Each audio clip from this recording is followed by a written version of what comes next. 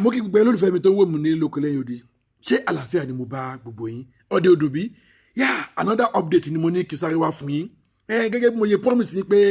tí n bá ti ń rí àwọn nínú update pé màmá jẹ́ kẹ́ ẹ gbọ́, màmá fi tó yín létí. Actually ṣe rí update mo fẹ́ fún yín yìí. Mo ti gbọ́ bíi 2 days ago now. Mo kàn yín ignore ẹ̀. Ṣé mo kàn yín ignore ẹ̀? But gẹ́gẹ́ bí ẹ̀yin olólùfẹ́ mi kan, kí n jẹ́ kí n gbádùn. Ẹ sá máa ń fẹ́ kí n sọ̀rọ̀ lórí àwọn nǹkan tẹ́ ẹ bá ti ní interest. Ẹni olùfẹ́ mi náà lẹ́ni kí n sọ̀rọ̀ lórí ẹ̀ but mi ò kọ́ fẹ́ sọ̀rọ̀ lórí ẹ̀. Kí ni nǹkan tí mo ń sọ̀rọ̀ nípa ẹ̀? Lórí ọ̀rọ̀ wedding tí Ìyábọ̀ Òjó ṣe fún ọmọ ẹ̀ Priscilla ní Tanzania. Ohun máa ní mo máa fẹ́ mú wá sí etí gbọ̀yìn. Ẹni olùfẹ́ mi, ṣé a ti wá pa àṣà Yorùbá tì ni? Àbá ti wá kọ̀ndẹ̀mù àṣà Yorùbá? Àbí Yorùbá ò dẹ̀ kí ń ṣe Yorùbá mọ́? Àbí ká sọ pé oníkálùkù wa akọ̀dẹ̀ ń hùwà tó kọ̀dẹ̀ ń wá ni, a follow tradition mọ́, a follow àṣà wa, àṣà Yorùbá mọ́. Báwo ló ṣe jẹ́? Ẹ̀yin olùfẹ́ mi, ẹ̀yin náà lẹ́ni kí n sọ̀rọ̀ yìí síta. Inú mi dẹ̀ máa dùn tẹ́ ẹ bá lè fi èrò ọkàn yín hàn lórí comment lórí àwọn ìbéèrè kọ̀ọ̀kan tí mo fẹ́ máa jù sí yìí. Ẹ jọ̀ọ́, ẹ̀yin olùfẹ́ mi, ẹ bá mi báralẹ̀ kẹ́ ẹ bá mi gbọ́ àwọn analysis yìí. Mo dẹ̀ fẹ́ kẹ́ ẹ bá mi fi èrò ọkàn yín hàn lábẹ́ comment section torí mo mọ̀ pé ẹ̀yin tẹ́ ń wò mí yìí, tẹ́ ń gbọ́ mi yìí, èèyàn gidi, èèyàn lálùbáríkà nìyí, ẹ̀yin ọmọ Yorùbá gidi ni tó jẹ́ wípé ẹgbẹ́ àṣà Yorùbá dání. Mo dẹ̀ mọ̀ wípé ẹ máa fi èrò ọkàn yín hàn. Bó bá ṣe rí lọ́kàn oníkálukú, òun ni kò ṣe sọ. Mo fẹ́ kẹ́ ẹ fi èrò ọkàn yín hàn. Èrò ọkàn tèmi tó ń dùn èmi lọ́kàn, òun lèmi máa sọ síta fún yín one by one, tí mo dẹ̀ fẹ́ kẹ́ ẹ máa fi ìdáhùn sí àwọn ìbéèrè yẹn torí mo mọ̀ pé gbogbo ẹ̀yin tẹ́ wà lórí platform yìí ọ̀jọ̀gbọ́n olóye onílàkàyè nìyí, àtọkùnrin àtobìnrin àtọmọdé àtàgbà, onílàkàyè ní gbogbo yín. Number 1, Ìyábọ̀ Òjó ó lọ fi ọmọ ẹ̀ lọ́kọ ní Tanzania. Àwọn kan ní ṣé ọmọ ẹ̀ ò rí ọkùnrin ní Nàìjíríà ń bí? Haúsá wà ń bẹ̀ kò rí fẹ́, Yíbò wà ń bẹ̀ kò rí fẹ́, Yorùbá gẹ́gẹ́ bí ẹ̀yà títí ẹ̀ ó wà ń bẹ̀ kò rí fẹ́, ó wá jẹ́ Tanzania ní ó ti lọ lọ́kọ. Èmi gẹ́gẹ́ bí ẹnìkan mo ní mi ò go against pẹ̀lú ẹ̀. Anybody can marry anybody, whether you are a citizen, whether you are a foreigner. Ó ti ń ṣẹlẹ̀ tipẹ́tipẹ́ tí ọmọ Ìyábọ̀ Òjó kọ́ ló máa kọ́kọ́ jẹ́ àkọ́kọ́. Ó lè fẹ́ Gàmbàrí, ó lè fẹ́ Ghana, ó lè fẹ́ Kòtónú, ó lè fẹ́ Germany, ó lè fẹ́ America. As long tó bá ti yẹ pé woman being lẹni tó fẹ́, èmi ò go against. Ẹ jẹ́ ká ṣe yẹn lé ní. Èjì, ẹ jọ̀ọ́,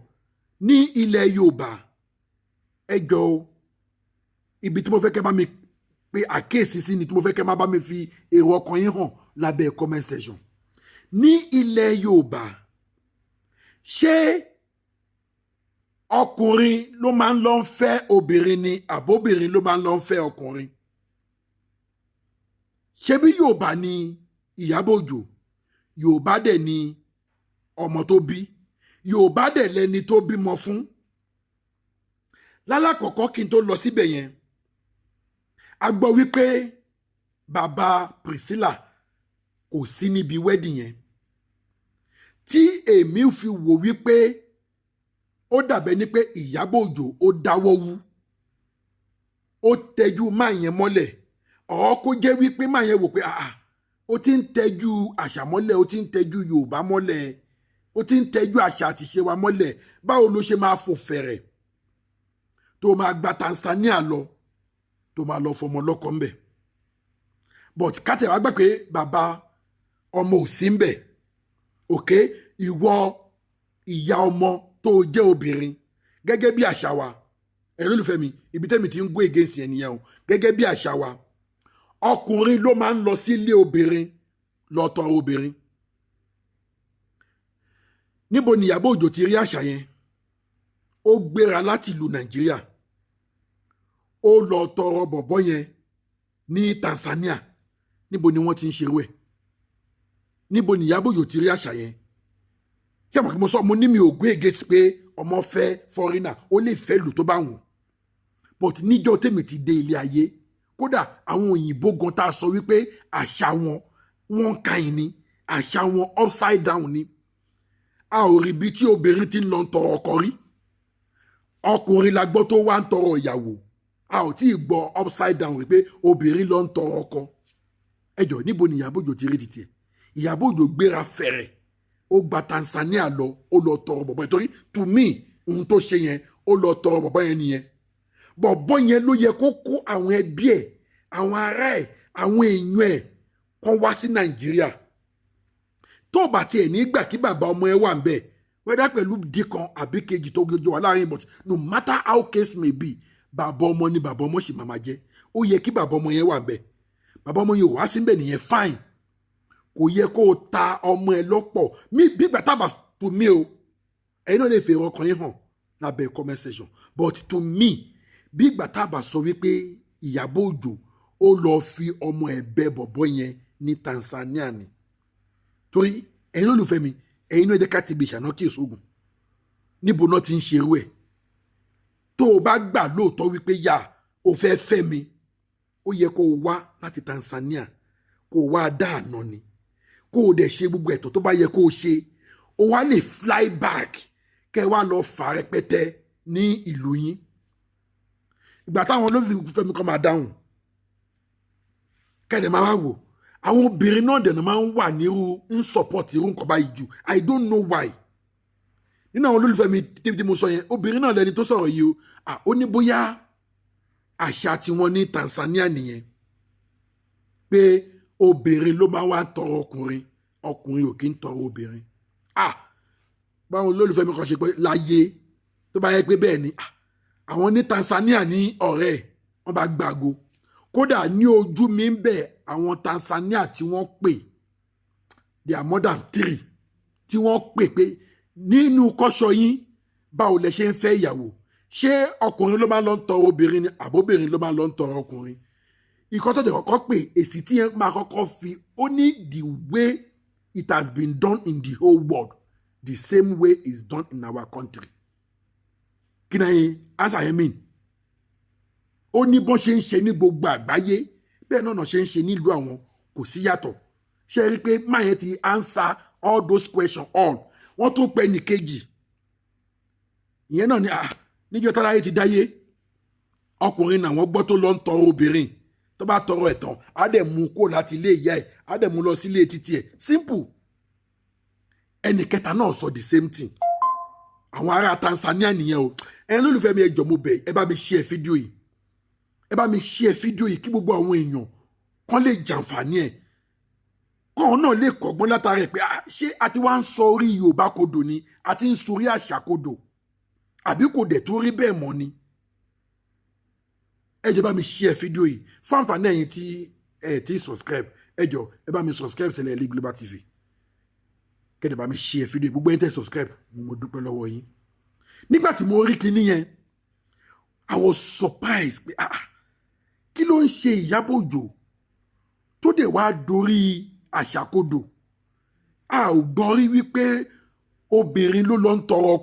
ọkùnrin la gbọ́ tó wá ń tọrọ obìnrin bóyá torí ẹ̀ náà ni kò jẹ́ kó involve bàbá ọmọ yẹn I don't know bóyá torí ẹ̀ ni kò jẹ́ kó involve bàbá ọmọ yẹn I don't know ó wá gba Tanzania lọ ó wá lọ tọrọ bọ̀bọ̀ yẹn ẹ̀ṣẹ̀ yẹn lé ní èjì nínú àṣà wa ṣebí tí wọ́n bá ń ṣàdúrà fún ọkọ àtìyàwó ṣe bọ́ máa ń kúnlẹ̀ ni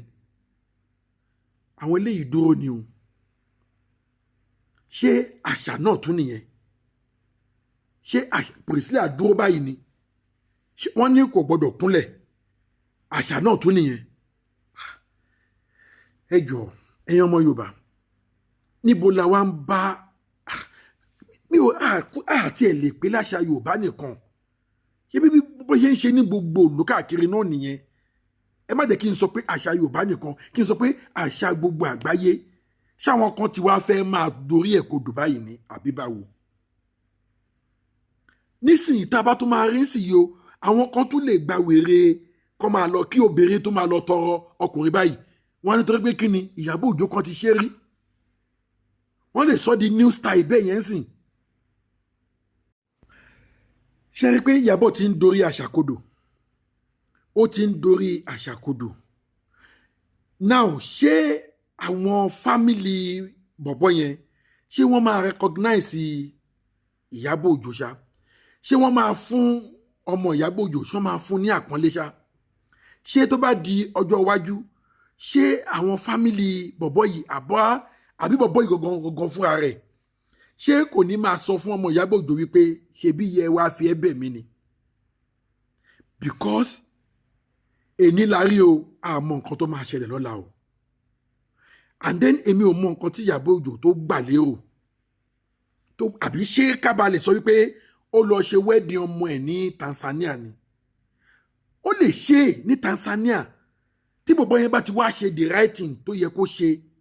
nílé ẹ̀dùn o àbí bọ̀bọ̀ yẹn dẹ̀ ti wá ṣe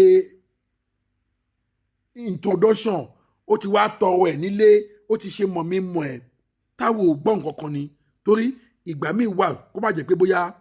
à ń sọ̀rọ̀ ẹ̀bi o ọ̀ à ń sọ nǹkan tá a mọ̀ o but gbogbo àwọn tèmi ṣe ìwádìí lọ́wọ́ ẹ̀ a ò rẹ́ nìkan tó sọ wípé bọ̀bọ̀ yẹn ti wá tọrọ ọmọdé yìí nílé àwọn olùfẹ́ mi kan tètè wá pè mí sákèésí wọ́n ní ṣe mo rántí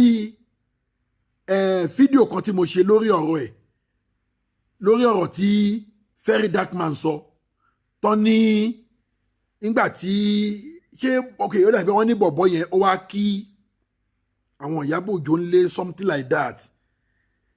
àti Priscilla àti bọ̀bọ̀ yẹn ó wá kí Ìyábọ̀ Òjó lé or something like that pé Priscilla wá sọ pé òun fẹ́ lọ ra nǹkan kó tó dé bọ̀bọ̀ yẹn ń fi ẹjọ́ ìyàwó ẹ̀ sùn Ìyábọ̀ Òjó pé ṣé òun lè trust yín ṣé òun lè mú yín gẹ́gẹ́ bí ìyá Ìyábọ̀ Òjó dé ni ìyá ẹ̀ náà lòun jẹ́ ìyá ìyàwó ẹni ìyá ẹni náà ni ìyá bẹ́ẹ̀ náà ni lóòótọ́ ìyá ìyàwó ẹni ìyá ẹni ni so wọ́n ní ọ̀bẹ ṣé mo lè finú tọ́ yín Ìyábọ̀ Òjó ní kí ló dé ó lè fi finú tọ́ mi náà gẹ́gẹ́ bí Very Dark Man ṣe analyse ẹ̀ ó ní ó wá ń sọ fún Ìyábọ̀ Òjó pé Priscilla sọ wípé òun ò lè ṣe dáadáa òun ò ṣe kinní kan òun ò gúdù òun ò ṣègbà kan òun ò ṣàwó kan gẹ́gẹ́ bí Very Dark Man ṣe sọ o wọ́n ní kí bọ̀bọ̀ yẹn tó wí kó tó fọ̀ wọ́n ní Ìyábọ̀ Òjó ti lé anaconda ẹ̀ mú kí ló ń jẹ́ pé ó lè ṣe dáadáa kán tó wí kán tó fọ̀ wọ́n ló ti ń toto mẹ́nẹ́tò àmúniláyé kò jẹ́jẹ́ bẹ́ẹ̀ mo ní báwo ni Ìyábọ̀ Òjó ṣe máa dìsẹ́ǹsì ó lò ọkọ ọmọ ẹ̀ wọ́n ní ká tó fọ̀ ọmọ ẹ̀ ti dé ìyẹn wá pàṣẹ màmí kí ni eléyìí tẹ́ ń ṣe yìí ìyá ní gbẹnugbẹ́ wáyé tó ṣe máa sọ pé ọkọ ẹ̀ ò lè ṣe kíní ó yá bend down jẹ́ kí n kọ́ yín bí wọ́n ṣe ń ṣe wọ́n ní bí ọmọ àti ìyá ṣe bend down but ọ̀rọ̀ yẹn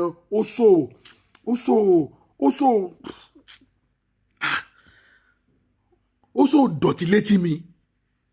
tó bá jẹ́ pé bẹ́ẹ̀ ni ó so dọ̀tí létí mi wọ́n ní bóyá torí ẹ̀ ni ó ṣe kúkú páàkì everything tó lọ ṣe gbogbo ẹ̀ ní ọ̀hún pé kó lè máa ní access sí bọ̀bọ̀ yẹn pé tọ́mọ bá ti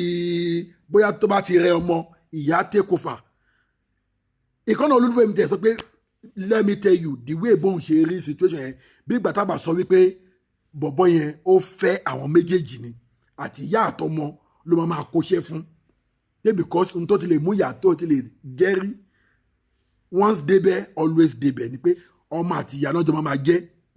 pé bóyá torí ẹ̀ ló kúkú ṣe kó gbogbo everything tí wọ́n lọ ṣe ní Tanzania but ẹni tó lò fẹ́ mi ẹjọ́ ṣó bójú mu mi ò lọ́wọ́ sí mi ò lòdì sí ìgbéyàwó Priscilla pẹ̀lú bọ̀bọ̀ Tanzania yẹn níwájú Ọlọ́run àtèèyàn mi ò lòdì sí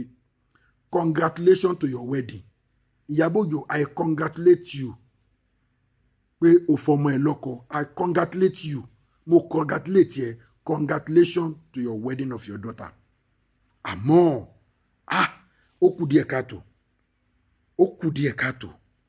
ó kù díẹ̀ káàtó ẹni olùfẹ́ mi ẹ bá mi fi èrò ọkàn tí hàn lábẹ́ comment section ṣé ó bójú mu bẹ́ẹ̀ yẹn ọkùnrin la gbọ́ pé ó wá tọrọ obìnrin ṣé wàá yẹ kó jẹ́ pé Ìyábọ̀ Òjó ló máa fi ọmọ ẹ̀ lọ́kọ nílùú òdì kejì ṣó bójú mu àbí èmi lè mérò bẹ́ẹ̀ àbí bó ṣe yẹ kó rí náà nìyẹn ẹni olùfẹ́ mi ẹ fi irọ́ kan yẹn hàn lábẹ́ comment section irọ́ kan tèmi lè mi sọ yẹn mo dẹ̀ mọ̀ pé gbogbo ẹ̀yin tẹ́ ń wò mí ọ̀jọ̀gbọ́n ni yín olóye ni yín mo fẹ́ rí comment section yín mo fẹ́ rí èrò ọkàn gbogbo yín bóyá mi ni mo ṣe mistake bóyá mi ni mo ń rò otherwise ẹ̀yin tẹ́ ẹ tún gbọ́n jù mí lọ tẹ́ ẹ tún lóye jù mí lọ tẹ́ ẹ tún nílàkàyè jù mí lọ ẹ bá mi fi èrò ọkàn yẹn hàn lábẹ́ comment section once again congratulations to you Iyabo Ojo on your daughter's wedding I congratulate you ẹ̀yin ìyàwó ní mẹ́ni o abakọ̀ àbíró abo àbíyè lágbára Èdùmàrè ẹ lólùfẹ́ mi ẹ bá mi share fídíò yìí kẹ́ẹ̀dẹ̀ bá mi subscribe sí Ẹlẹ́ẹ̀lẹ́ Global TV fún àǹfààní ẹ̀yin tẹ́ ti subscribe gbogbo ẹ̀yin tẹ́ ti subscribe mo dúpẹ́ lọ́wọ́ yín iná ní tọ́wọ́ yín abudintolókun abudintolọ́sà ọwọ́ yóò ní kọ́sàlẹ̀ àpò tí n bá tún rí ẹni information tí mo máa wúlò fẹ́ yín lólùfẹ́ mi màá tún wá mú fún yín ire o.